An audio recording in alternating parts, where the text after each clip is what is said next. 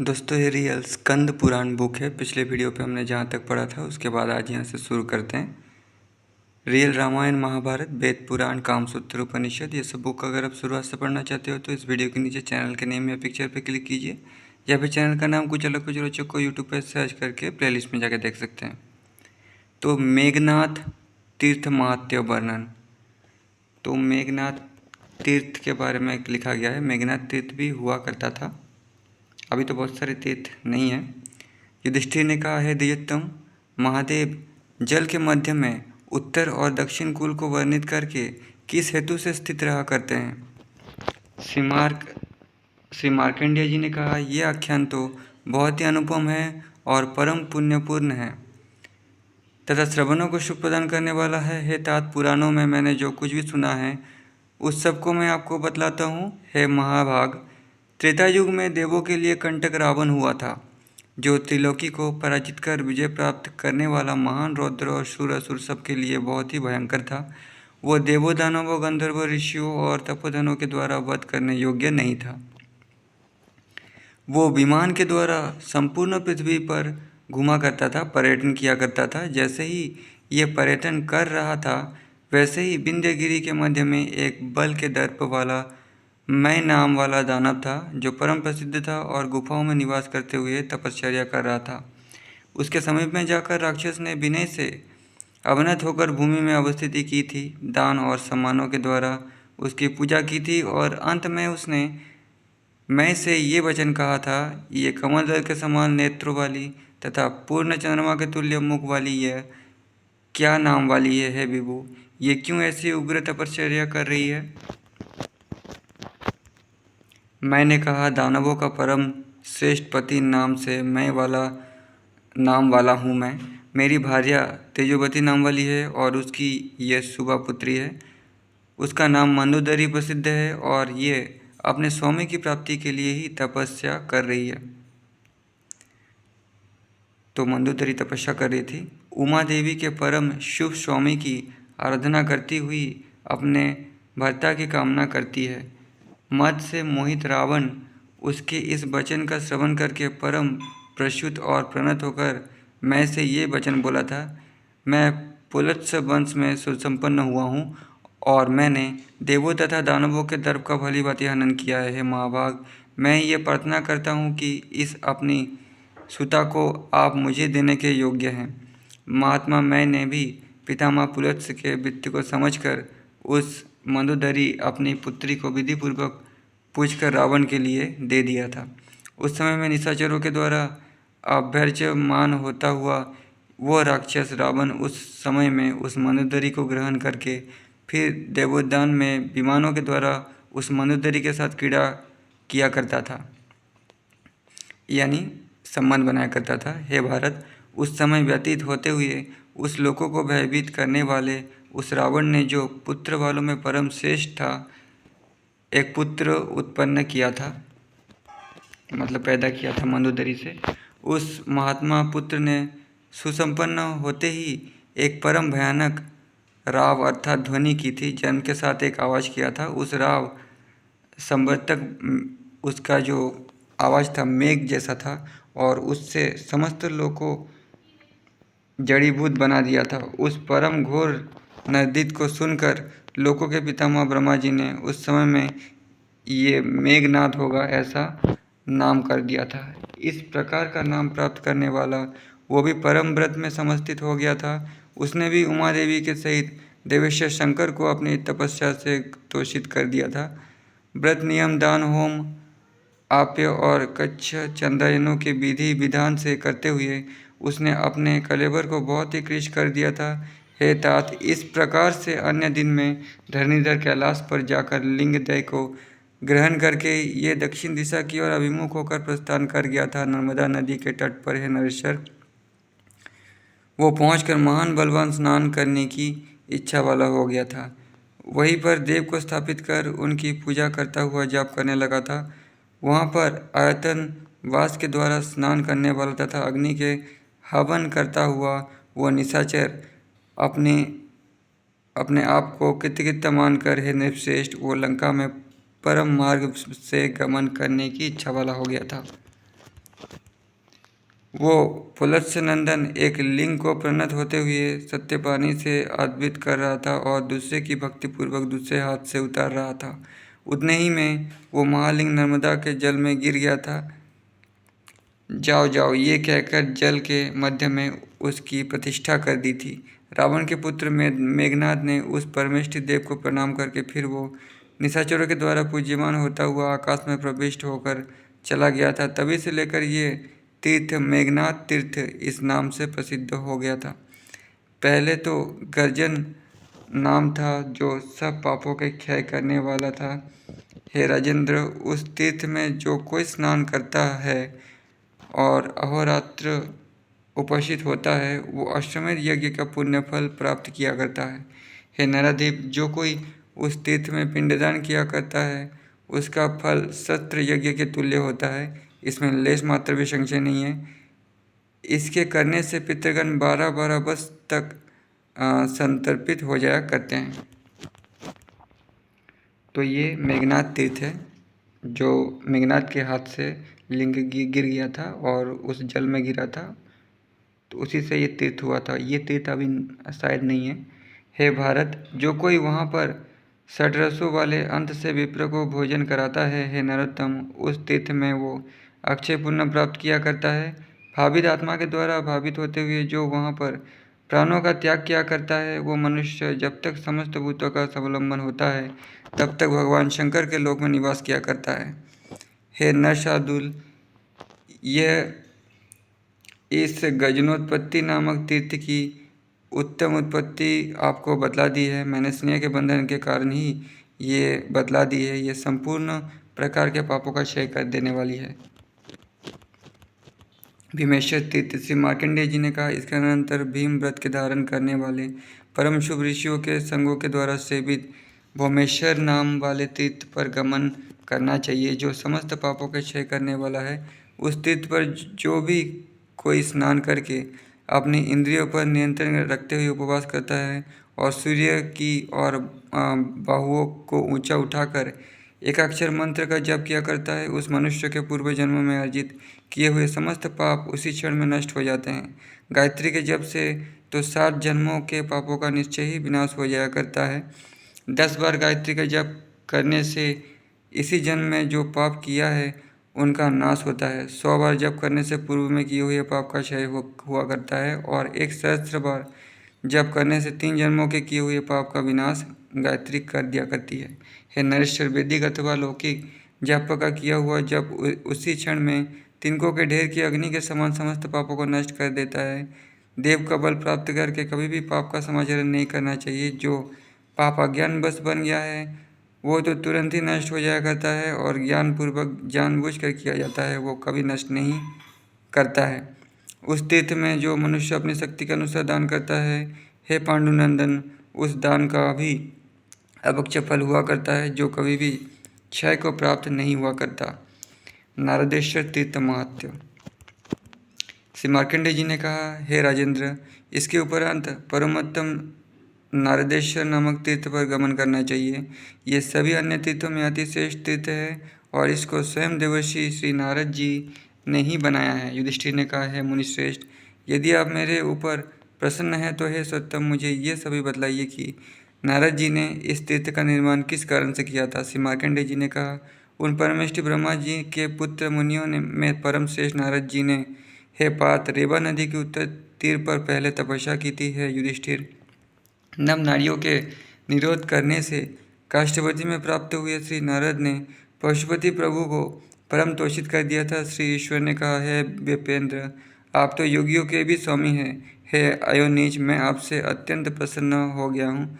हे वत्स, आप जो भी कुछ आपके मन को सुताता हो वही वरदान मुझसे प्राप्त कर लो।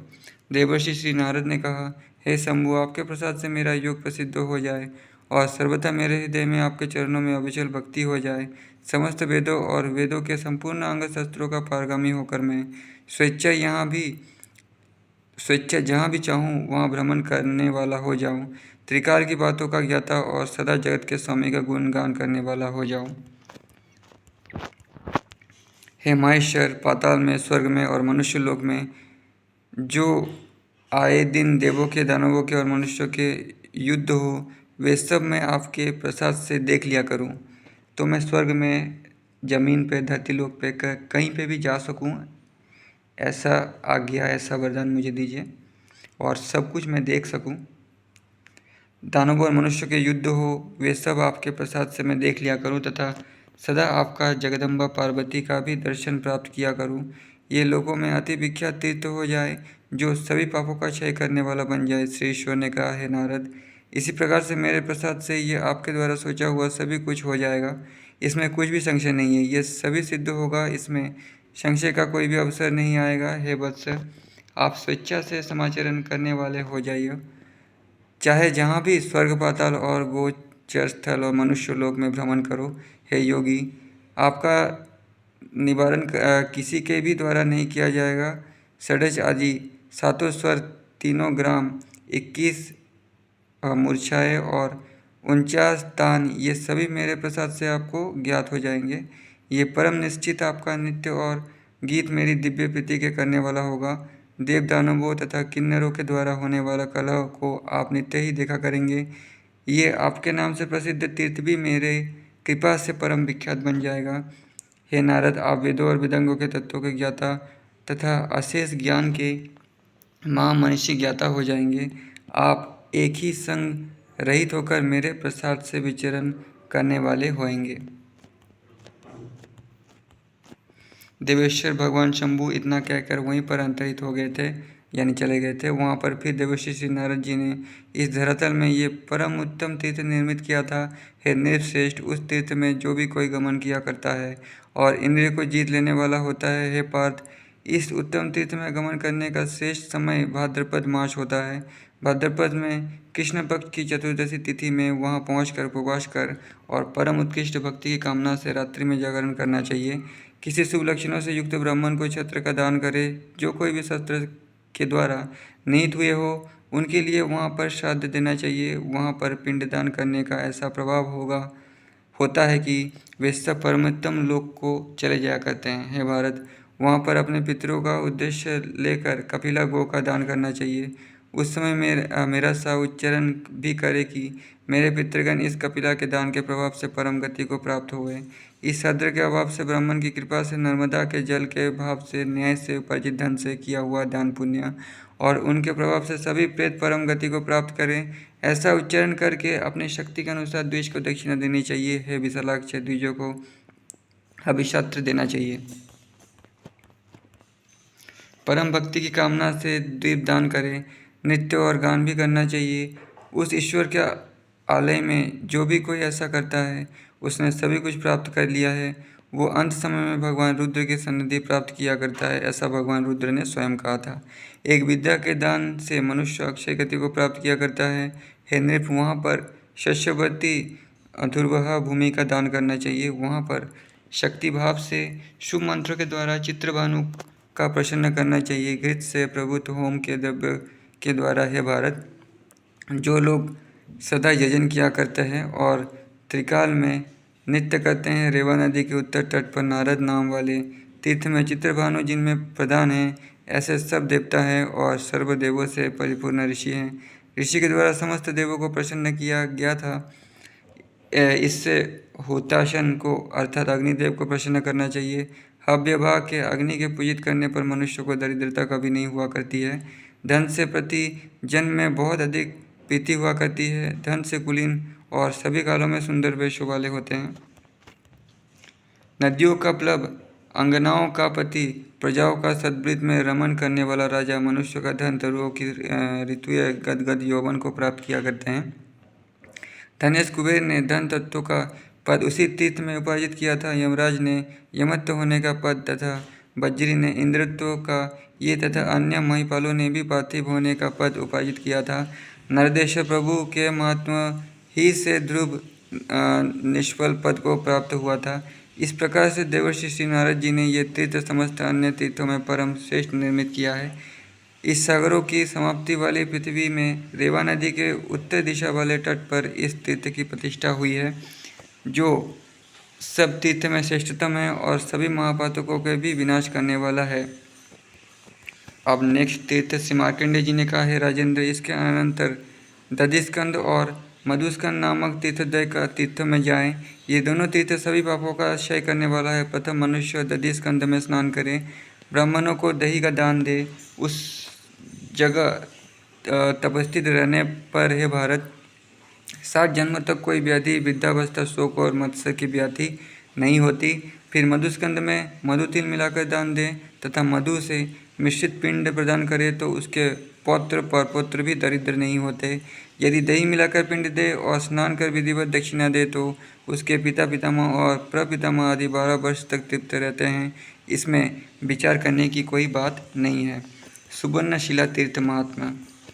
फिर मार्कंडेय जी महर्षि ने कहा, हे महिपाल, इसके उपरांत अति उत्तम सुवर्णशील नाम वाले तीर्थ में गमन करना चाहिए जो उत्तर पूर्व में प्रख्यात है और सब पापों का क्षय करने वाला है। मुनियों के संघ ने पहले चारों ओर सतपात के द्वारा किया था। तो यहाँ पे हजारों तीर्थ के बारे में कहा गया है। शुरुआत से अंत तक खाली तीर्थ के नाम ही है और ये तीर्थ क्यों पड़ा उसका एक कहानी है। तो स्कंद पुराण ये पूरा तीर्थ के बारे में ही है। रेवा नदी में ये परम दुर्लभ स्थान है जो कि संगम के समीप में है। हे नैराधीप, एक हाथ परिमाला और बहुत सारे तीर्थ अभी नहीं है, उसके बारे में भी लिखा गया है। अभी वो तीर्थ है ही नहीं। परिमाण वाला पुण्य क्षेत्र विभक्त है। इस सुवर्णशील नामक तीर्थ में स्नान करके और महेश्वर प्रभु का वर्चना करके भास्कर देव को गमन करके हुतासन में हवन करना चाहिए। होम घृत से मिश्रित विप्लपत्र से अथवा केवल विप्लपत्र से ही करें। ये कहना चाहिए, जगन्नाथ प्रभु मुझ पर प्रसन्न होए और मेरी व्याधि निश्चित रूप से नष्ट हो जाए। द्विज के लिए सुवर्ण के दान करने पर जो फल होता है उस फल का मुझसे सेवन करें। बहुत स्वर्ण वाले याग को जो उत्तम फल कहा गया है उसी भांति ये प्राप्त किया करता है। जो संपूर्ण कांचन दिया करता है उस दान से पवित्र आत्मा वाला मृत होकर स्वर्ग की प्राप्ति किया करता है। वो उस समय तक भगवान रुद्र का अनुचर रहा करता है जब तक 24 इंद्र अपना कार्य संपादन किया करते हैं, अर्थात 14 इंद्र परिवर्तित हुआ करते हैं। फिर वह अवधि पुण्य फल की समाप्त हो जाने पर स्वर्ग से अवतीर्ण होकर यहाँ लोक में किसी परम उत्तम कुल में वो सुसंपन्न हुआ करता है। धन और धान्य से समन्वित हुआ वो पुनः उस जल का स्मरण किया करता है। फिर एक और तीर्थ मार्कंडेय जी ने कहा, हे राजेंद्र, फिर करंज संज्ञक तीर्थ में उपवास पूर्वक जाकर स्नान करें तो सभी पापों से मुक्त हो जाते हैं। वहाँ भगवान महादेव जी का पूजन करके भक्ति सहित स्वर्ण, चांदी, मणि, मुक्ता आदि का दान दें और पादुका, जूते, छत्री, शैया आदि वस्तुएं प्रवर पुरुष को दे तो यह सभी वस्तुएं करोड़ों गुनी होकर प्राप्त होती है। इसमें कुछ भी संशय नहीं है। कामदती महत्व तीर्थ। हे महिपाल, इसके अनंतर परम शोभा संपन्न कामदती तीर्थ पर गमन करना चाहिए जो अति दिव्य सौभाग्य का करने वाला और नरों तथा नारियों के लिए बहुत ही मनोरम है। हे नृपसोत्तम, वहाँ पर उस तीर्थ में चाहे नर हो या दुर्भागा नारी हो, स्नान करके उमा देवी और रुद्रदेव का अभर्चना किया करता है, उनका पुरुषोत्तम सौभाग्य सुसंपन्न हो जाता है। तृतीया तिथि में एक पूरे अहोरात्र उपवास करते इंद्रिय जीत रहे और भक्ति के भाव से सुंदर रूप संपन्न पत्नी के सहित एक द्विज को नियंत्रण करे। उस दंपति को गंधमाला आदि से समर्पित करके वस्त्र धूपादि से सुवासित करे और पायशान्न यानी खीर से अथवा केसर से भक्ति के साथ भोजन कराए। भोजन कराकर न्यायानुसार उस दंपति की प्रदक्षिणा करनी चाहिए और प्रार्थना करे, पत्नी के सहित विषभध्वज भगवान महादेव मुझ पर प्रसन्न हुए। हे देव देवेश, मेरे ऊपर परम कृपा करते हुए ऐसे ही कीजिए कि जिससे हम दोनों का कभी भी वियोग ना होवे। ऐसा ही होवे ऐसा चिंतन करना चाहिए। ऐसा करने पर जो उसका पुण्य फल होता है वो मैं सभी आपको बतलाता हूँ, जो कि देवेश्वर ने स्वयं अपने मुख से कहा था। मतलब कहा था या नहीं, ये ऋषि बोल रहे हैं, ये महादेव जी ने शायद कहा होगा। हे युधिष्ठिर, उस मनुष्य को 7 जन्मों तक दुर्भाग्य, दुर्गति, दरिद्रता, शोक, बंधन, दोष आदि नहीं हुआ करते हैं। ज्येष्ठ मास में शुक्ल पक्ष में विशेष करके तृतीया तिथि में वहाँ पर जाकर जो कोई भी भक्ति की भावना से साधना किया करता है वो समस्त पापों से मुक्त हो जाया करता है। इसमें लेश मात्र भी संशय नहीं है। जो दुविधा युक्त चित्त से रहित होकर गूगल का होम किया करता है और जो गौरी के समीप में शरीर का भेदन किया करता है, उसमें कर्म में प्रविष्ट हुई कि यदि उत्क्रांति होती है तो उस देह के पात को हो जाने पर स्वर्ग में गमन किया करता है। इस प्रकार से ये भगवान शंकर ने कहा था। सफ़ेद, लाल और पीले अनेक प्रकार के परम शुभ वस्त्रों से ब्राह्मण और ब्राह्मणी का विधि के अनुसार पूजन करके उनको अनेक प्रकार के सुंदर सुगंधित पुरुषों से समालंकित कर कंठ सूत्र धारण कराए और सिंदूर एवं कुसुम से निवेदन करें। उस ब्राह्मणी को साक्षात गौरी का ब्राह्मण साक्षात शिव स्वरूप उन्मेष कल्पना से अध्ययन करना चाहिए। तो वीडियो बहुत बड़ा हो गया, आज की वीडियो पे इतना ही।